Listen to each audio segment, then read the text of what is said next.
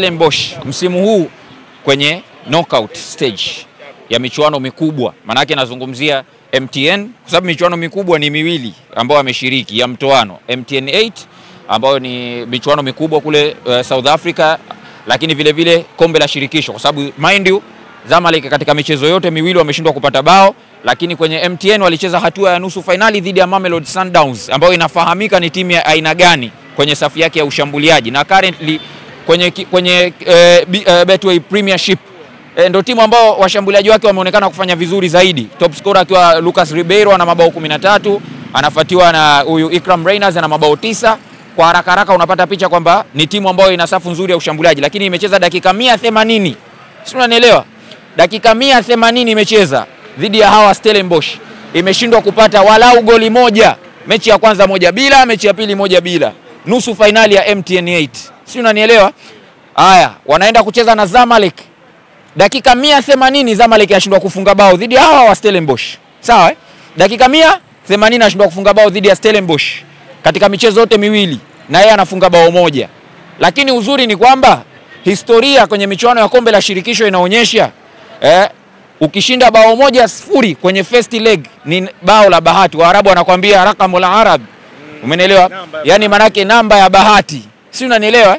Kwa sababu gani? Kwa sababu historia inaonyesha toka msimu wa 2014-15 mpaka leo tunavyozungumza, timu nyingi ambazo zimeshinda first leg bao 1-0 zinakwenda mechi ya pili zinapata matokeo ya kuweza kufuzu kwenda hatua inayofuata kwenye nusu finali. Kuanzia mwaka 2014-15 ambapo ilifanya hivyo, Orlando Pirates imeshinda 1-0 dhidi ya Al Ahly katika uwanja wa Orlando Stadium, wanaenda New Suez Canal, wanashinda kwa mabao 3-4. Al Ahly wanatangulia mabao 2 yanafungwa na Malik Noma, alafu baadaye wanapindua matokeo, wanashinda 4-3. Inakuwa kwa mara ya kwanza kwenye historia Al Ahly anapinduliwa akiwa anaongoza mabao 2 katika ardhi ya nyumbani. Haya, achana na hiyo, tunakuja msimu wa 2016-17. Kitu kama hicho kinatokea kwa TP Mazembe. Anashinda mechi ya kwanza bao 1-0 pale Stade Mazembe dhidi ya FUS Rabat ya kutoka nchini Morocco. Anakwenda Morocco katika dimba la Stade Hussein Al Almi. Anapata of course anapata sare ya bao ya bila mabao, anakwenda hatua ya finali. Si unaendelea, anaenda kucheza na Super Sport United. Inatokea tena scenario kama hiyo mwaka 2018-19. Sio, mnanielewa? Mwaka 2018-19 hawa Zamalek wanacheza na Etoile du Sahel. Mechi ya kwanza inafanyika katika dimba la Bodi Al Arab. Zamalek anashinda kwa bao 1-0, mechi ya pili inamalizika kwa sare ya bila mabao. Scenario ambayo imewahi kutokea, mtu amepata bao 1-0 alafu akaenda ugenini akashindwa kuperform ni mwaka 2021-22 ambao Mazembe ndo alituangusha, akapata bao 1-0, kaenda Stade de Berkane Municipal akapigwa kipigo cha mabao 4-1. Kwa hiyo ukijumlisha matukio utagundua kwamba michuano hii ukishaongoza kuna possibility kubwa unaenda kwenye second leg unaenda kushinda, especially unaposhinda 1-0 kwa sababu nimesema ni namba ya bahati kwenye michuano hii. Kwa hiyo hiyo ni jambo la msingi.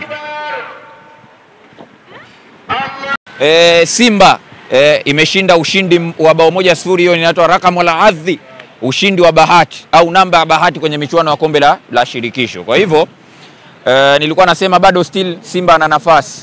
Lakini ukija kwenye mchezo wenyewe husika, sababu nilikuwa nagusia tu historia, ukija kwenye mchezo wenyewe husika, Simba wanatakiwa wajirekebishe jamani. Simba ndio imetengeneza nafasi nyingi zaidi kwenye michuano hii ya kombe la shirikisho, nafasi 26. Nafasi nyingi zaidi ukicombine katika michuano hii edition hii ya CAF competition, maana yake Champions League pamoja na Confederation. Sababu kule kwenye Champions League Al Ahly ndio ametengeneza nafasi nyingi, nafasi 26 na nafasi 24. Simba ndo anaongoza nafasi 26. Simba katika nafasi 26 ameshindwa kutumia nafasi 20 kati ya hizo. Sasa hii sio jambo zuri, umeelewa? Leo Jean Charles Ahoua amepata nafasi nzuri ya kuweza kuongeza ushindi. Amepata Steve Dese Mukwala the same. Lakini mara nyingi Eli Mpanzo alikuwa anaingia ndani anajaribu kucreate nafasi. Lakini mara nyingi pia leo accuracy yake kwenye kupiga mashuti ilikuwa ndogo. Na kingine mimi nimwangalia wa Stellenbosch, sawa? Mimi huwa naongea nikiwa na kitu na uhakika nacho. Wameruhusu magoli 17 kwenye Betway Premiership, si ndio? Katika mabao 17, mabao 9 kati ya hayo wamefungwa, progression imefanyika katikati ya uwanja, yani manake zinapigwa pasi katikati ya uwanja, penetration labda kwenye half space au eneo la katikati mpaka bao. Nimekuwa surprised kuona leo Fadlu amekuwa akishambulia zaidi maeneo ya pembeni, wakati hawa jamaa ndo wanaenjoy kukaba katika maeneo hayo. Kwa maana yake automatically Simba ilikuwa inakosa au inashindwa kuperform. Lakini by the way pia hata Simba ukijaribu kuifuatilia utagundua mabao mengi zaidi wamefunga kupitia eneo la katikati ya uwanja. Nimeshazungumza sana kwenye ligi. Mabao kwa asilimia 48.5 mabao yao wanayatengeneza kupitia eneo la katikati ya uwanja. Walikuwa wanacheza na timu ambayo inaruhusu kupitika kwenye eneo la katikati ya uwanja mpaka goli. Mabao 9 kati ya 17. Sasa nimeshangaa kwa nini Simba ilikuwa inashambulia zaidi pembeni, Kapombe muda mwingi uko pembeni kuliko kwenye half space, na kuna muda alipokea of course mpira kwenye half space. Nafikiri ilikuwa ni pasi ya Janja Leahua akashindwa kuflick ule mpira vizuri kwenda golini, lakini hata angepiga pasi labda pengine ingekuwa bora zaidi, lakini ndo haya nayosema sasa kwamba kwenye second leg, sawa, kwenye second leg Simba Sports Club wanapaswa kufanya nini? Kutumia nafasi. Lakini at the same time hawa Stellenbosch sio timu ambayo inafunga sana mabao. Nimezungumzia kwamba Simba inakuwa timu ya kwanza kuwafunga, correct, lakini pia katika michezo minne ambayo wamecheza kwenye knockout tournament kwenye MTN pamoja na CAF Confederation. Kwenye CAF Confederation dakika 180 dhidi ya Zamalek wamefunga bao moja, kwenye MTN dhidi ya Mamelodi Sundowns katika 180 wamefunga mabao mawili. Kwa maana hiyo wana wastani wa kufunga bao at least bao moja tu kwenye mechi yao ya nyumbani, especially second leg.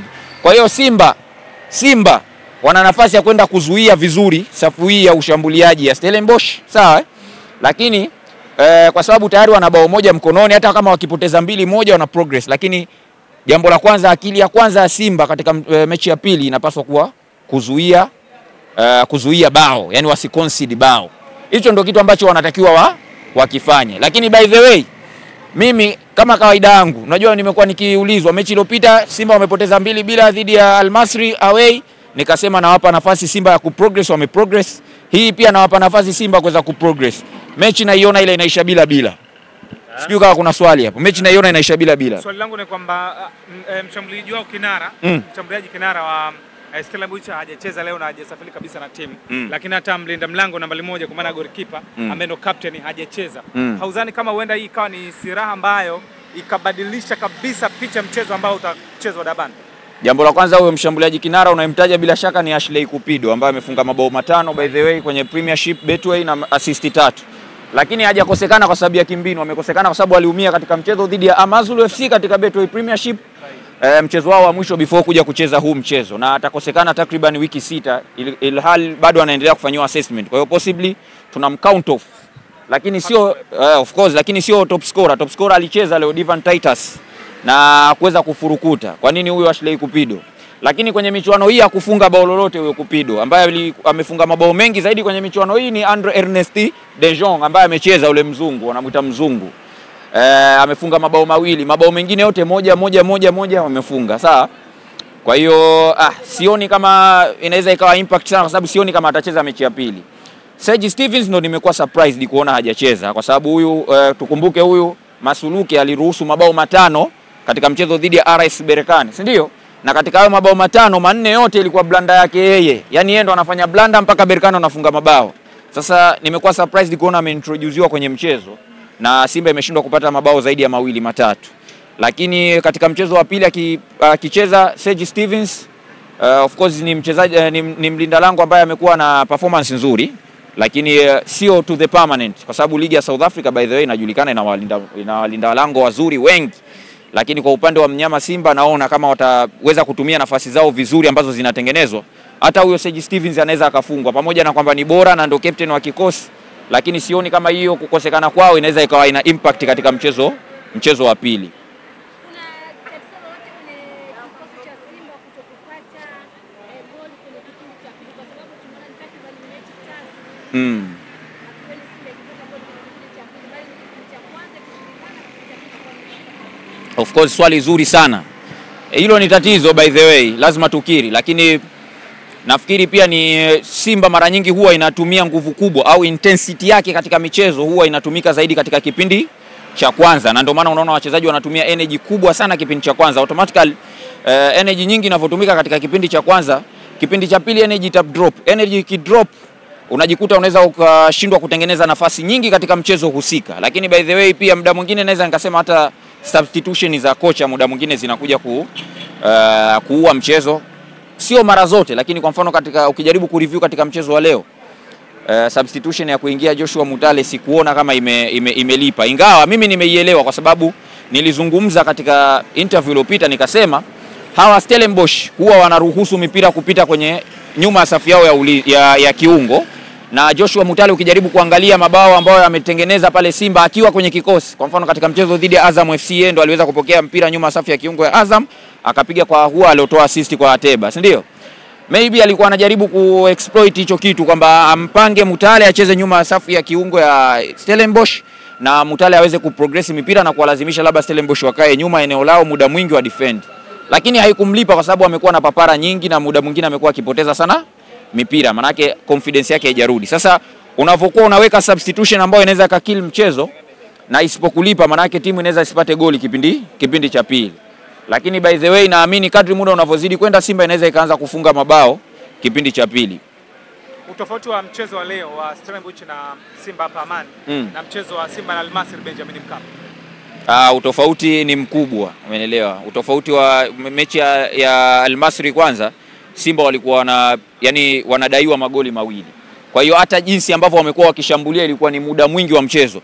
Leo nafikiri umejionea Simba wanaongoza bao moja, Pinpin Kamara anajaribu kuslow tempo ya mchezo, anapigiwa mipira muda mwingine anajaribu kukaa tu kwenye anajaribu kama kupoteza muda, kuibia muda. Sasa katika mchezo dhidi ya Al Masry hicho kitu hakikuwepo, maana yake muda mwingi Simba walikuwa wana flow wana attack. Hicho nafikiri umekiona hata wewe. Lakini mengi naona yanafanana. Umeelewa? Mengi yanafanana kwa sababu hata mchezo wa leo ulikuwa una demand mabao. 70%. 30 namwachia Stellenbosch. By the way, najua hilo, nimeshazungumza. Sawa bwana, mimi nataka tumalize kwa dakika moja kutazama timu zetu ambazo zitawakilisha michuano kimataifa kwa mwakani. Mpaka